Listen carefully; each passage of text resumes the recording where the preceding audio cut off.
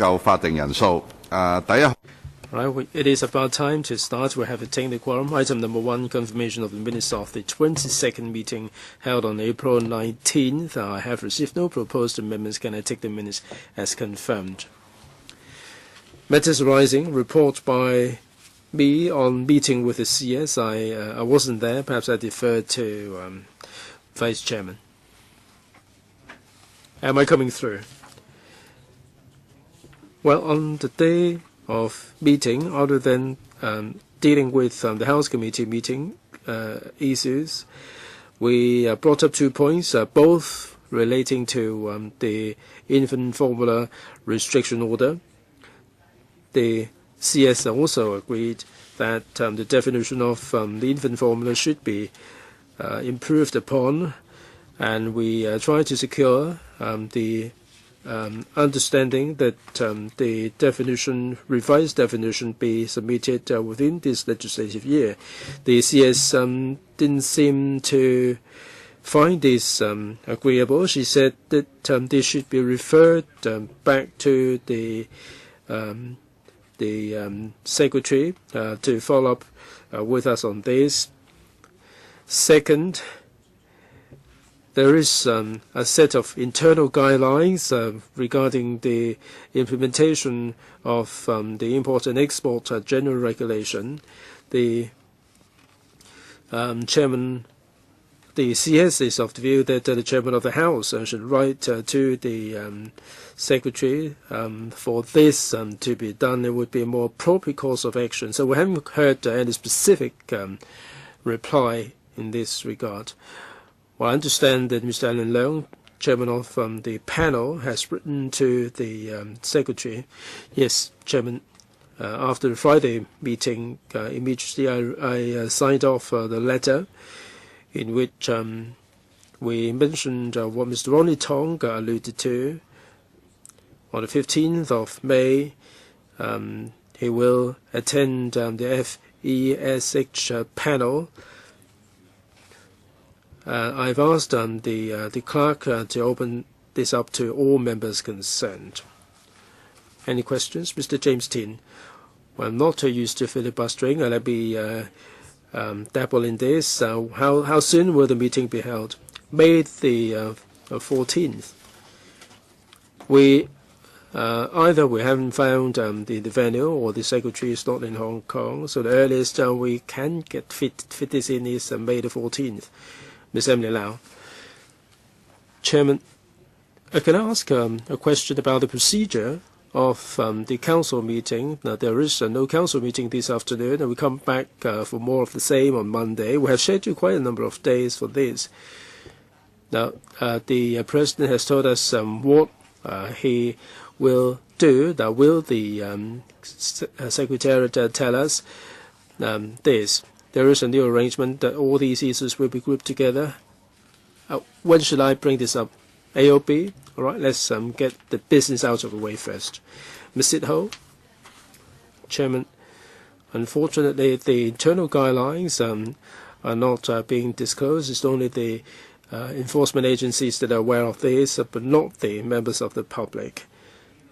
Now, the former commissioner of ICAC has been dogged by scandals.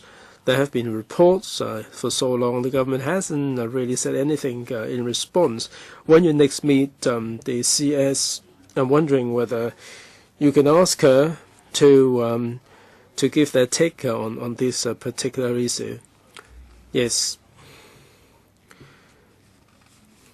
During the budget debate, in the last paragraph of the CS's reply, there is a reference to this.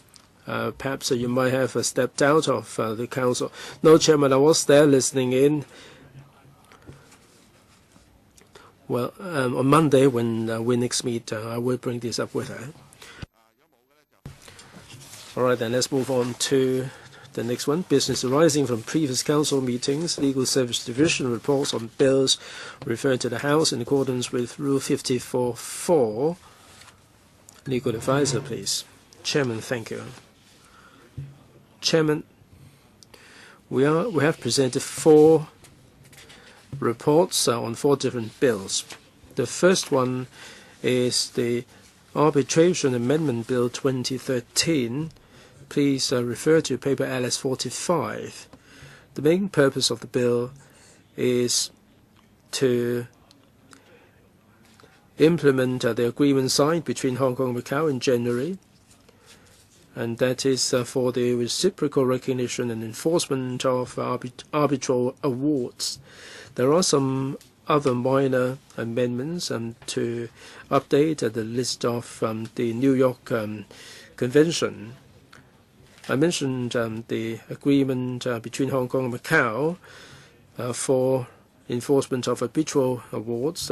Relevant people have been consulted. On December 14th, the panel on administration of justice and legal services was consulted, and members were generally in support.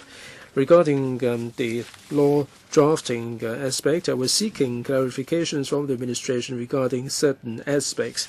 So much I have to report. I'm wondering whether Bills Committee will be formed. All right, Bills Committee. Mr. Sin Chung Kai,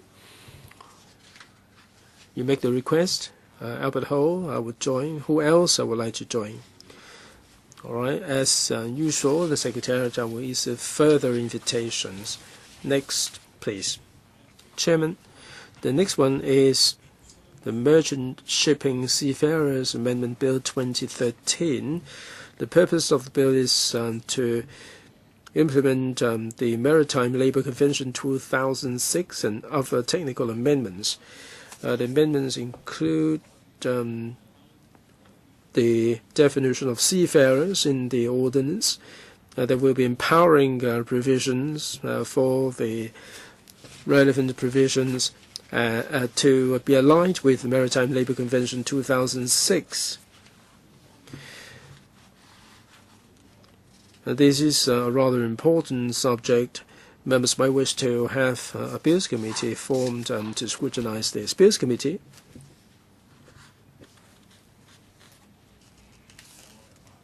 Any objection? Mr. Tan Kah Peel proposes a BC. All right, as per usual practice, there will be further invitations. Next, please. Chairman, Betting Duty Amendment Bill 2013. Please refer to paper LS 42. The purpose of the bill is to amend the betting duty ordinance to abolish the duty for bets accepted outside Hong Kong in relation to the conduct of authorized betting on local horse races. So there will be, subject to the enactment of the bill, there will be no tax in this regard. But for horse racing held outside Hong Kong, at the moment there is a progressive tax rate. In future there will be a flat rate of 7.5% duty to be charged. Subject to this being endorsed in the coming 3 years, the Jockey Club will make sure that there will be a annual duty of $175 million. In fact, on the 18th of February, the government briefed the panel on Home Affairs for consultation. Some members expressed support while others expressed concern. So this is a rather technical bill. We have put a number of questions for clarification. I get the feeling the members might wish to set a Bills Committee. Comments? Yes, Mr. To. Mr. To proposes a Bills Committee. Who would like to join the committee? All right, the next legal advisor, please. Chairman, the last one is LS 41. That is the Inland Revenue Amendment Bill 2013. This is to amend the Inland Revenue Ordinance and Inland Revenue Disclosure of Information rules to facilitate the collection and disclosure of tax information under arrangements made with government of a territory outside Hong Kong. This has to do with the waiver of double taxation and the exchange of information with other jurisdictions. So this is broader in scope than simply the double taxation. And as subject to enactment, this will go into effect on a day to be gazetted by the administration. The FA panel was consulted on November the 5th and February the 4th, and various concerns were expressed by members. We are seeking clarification from the administration on certain technical and drafting issues. We're still awaiting a reply. I get a feeling that members are interested in having a Bills Committee. All right, Mr. Toh, Bills Committee. All right, any objection? Who would like to join? All right, and there will be further notifications. Next, Legal Service Division report on subsidiary legislation, gazetted on April the 19th and tabled in Council on April the 24th. A legal advisor, please. Chairman. There are a total of 7 items of subsidiary legislation. The first 5 have to do with the Schedule of Routes Order 2013. All these orders will replace the orders in 2012. All the routes between 2011 and 2013 are sent out in the order. I've got all the details in the paper and got nothing to add. The other 2 are commencement notices. The first one is Air Pollution Control Amendment Ordinance 1993, commencement notice 2013. What this covers is the last remaining area that has not gone into effect, and that is the paint works as a specified process. This is the commencement date is going to be the 1st of July 2013, and once this has gone into effect, the paint works will be subject to regulation. The second one is Air Transport Licensing of Air Services Amendment Regulation 2011 commencement notice. 22nd of April 2013 will be the appointed day for commencement. All right, subcommittee, the sit hole. Chairman, the paint works, I don't think the panel has ever been briefed. Now, this was enacted in 1993. I wonder why it takes such a long time for this to be implemented. Maybe this was covered under the VOC, the volatile organic compounds. I will liaise with the Legal Services Division in this regard. All right, any subcommittee to be formed? If not, the deadline for amendment is May the 22nd, if extended, June the 19th. Next, business for council meeting of May the 8th. We have 22 written questions scheduled for the meeting. I'd like to remind members that for questions to be raised at the council meeting of May the 15th and thereafter, according to Rule 7E of House Rules, there would be no arrangement for members to put oral questions to the government at council meetings for debate on appropriation bill and for policy debate. Given that it is uncertain as to when the legislative proceedings on Appropriation Bill 2013 will be completed, the Secretariat will deal with applications for oral questions to be raised at the Council meeting of May the 15th and thereafter, according to the relevant arrangements. If May the 15th is back to normal, then there will be oral questions. Otherwise, members may wish to queue up for your slot or convert the questions into written questions. Bills, first reading and second reading. Hong Kong Arts Development Council Amendment Bill 2013, Inland Revenue Amendment Bill, Amendment Number 2 Bill 2013, and Product Equal Responsibility Amendment Bill 2013. We will deal with these at the next House Committee meeting. Bills, resumption of debate on second reading committee stage and third reading. Pilotage Amendment Bill 2013. government motion. We don't have any government motion. Members, Bill's first reading and moving off second reading is Professional Accountants Amendment Bill 2013. But Mr. Kenneth Leung would note that we need to deal with all the bills before your bill can proceed. Members' motion. Ms. Alice Mack has moved a motion on drug formulary and drug subsidy system. And Mr. Jeffrey Lam will be moving a motion on maintaining a business-friendly environment in Hong Kong. But all the motions will have to wait for the completion of the appropriation bill before they can be dealt with. On the 9th of May 2013, there will be the CE's question and answer session, and the Chief Executive will attend the Legislative Council between 3:30 and 5 p.m. for the question and answer session. And no preference has been set on any topics for the session. And as at the 25th of April, there are 8 bills committee, 9 subcommittees under HC, and 7 subcommittees on policy issues under panels in action. And 3 subcommittees on policy issues are on the waiting list.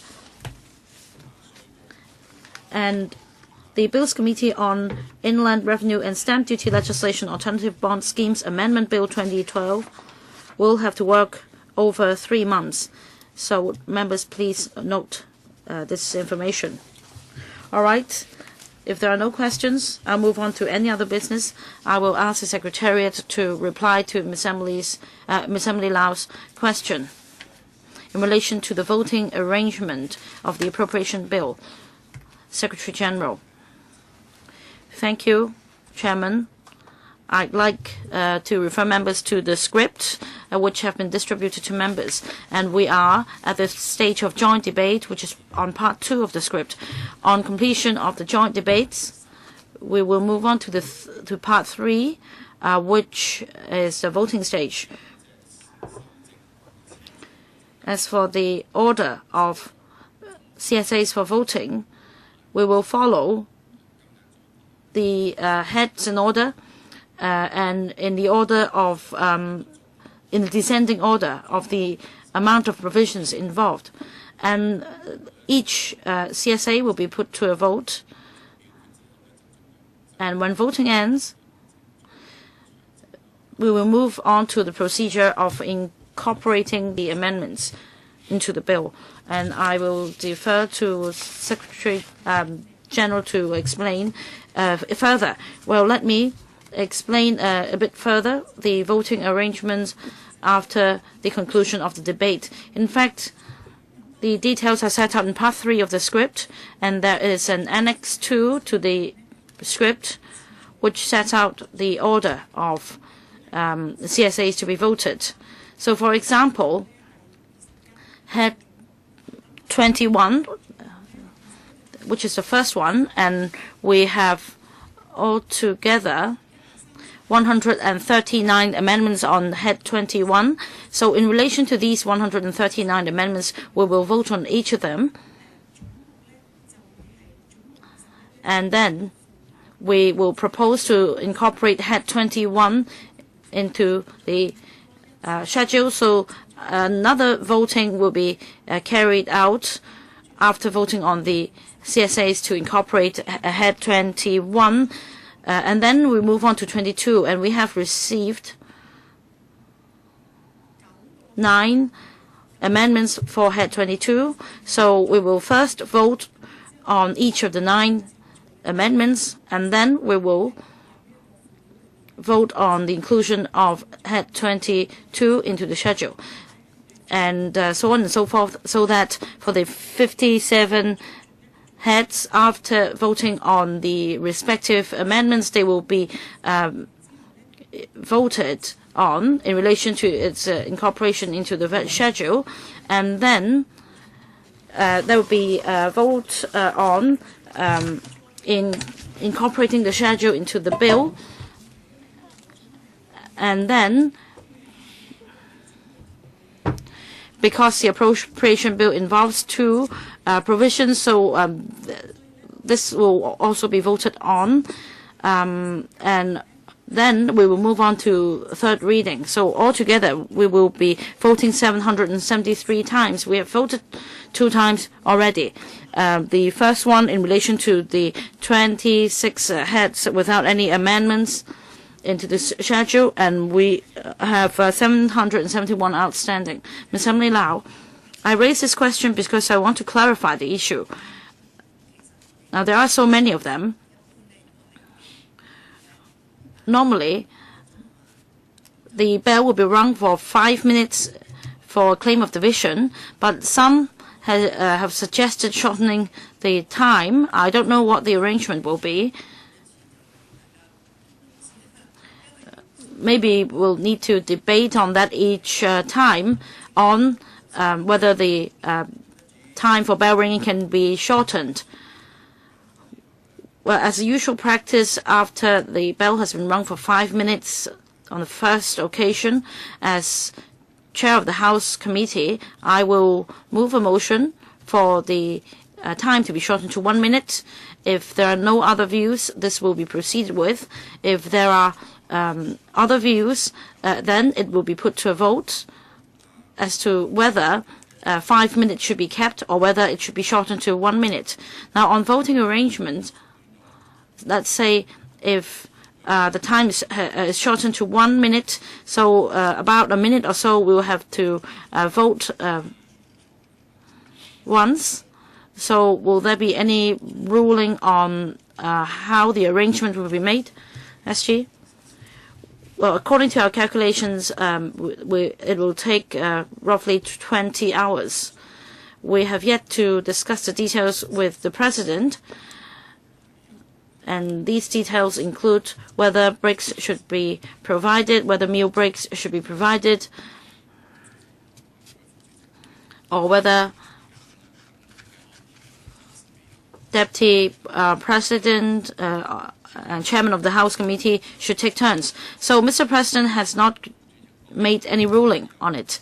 Even if I'm the Deputy President, there is still a problem with voting because I have 1 vote in my hand. I am from the FC, so all these will have to be decided by the President. Chairman, but I think the President's decision will also consider whether the bell will be rung for 5 minutes or 1 minute.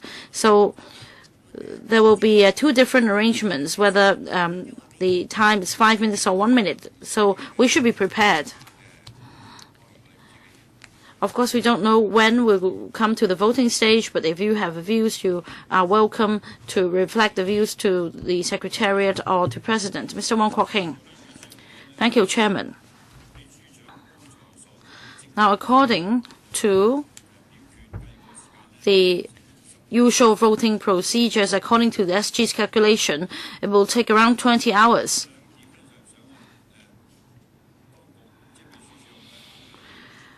Now, I like to raise 2 points for your consideration and see whether some items can be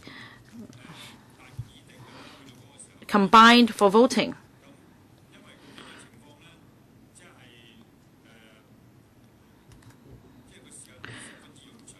Because this will take a very long time. That's the first point. Secondly, I wonder if the Secretariat has considered this. If the voting system or the computer system breaks down, and we have had we have been in this situation before, is there any backup arrangement? Let's say after the voting procedure has begun, if the computer system breaks down, are there any alternatives? Now, Mr. Wong Kwok Hing, you're actually sitting in this room, and this will be the backup arrangement. If anything happens to the system in the chamber, we will be moving to this room. All right? Well, we, as the House Committee, cannot move to the chamber, but they can move to this room. I think your views have been heard loud and clear. This view will be reflected to the President. Chairman, may I supplement on our emergency arrangement. Recently, in the council chamber, we conducted some testings on massive voting work. It seems that everything is in order. So if at that time a system, one of the systems breaks down, then our first response is to suspend the meeting, and then we will try to reinitialize the system and see if it can work. We'll try to remain in the council chamber, but as pointed out by Chairman, if the system cannot be revived within a short period of time, then in an hour or so, we'll be able to move the council meeting to be held in this room. Well, this is a backup venue. I think that is reassuring. Next, Mr. Albert Chen. Mr. Wong Kok-heng likes combinations very much, so all the 6 FTU members can be combined to become one. If you have views, please express them to President and wait for his ruling. Any other views? If not, then nothing under AOB. Meeting is adjourned.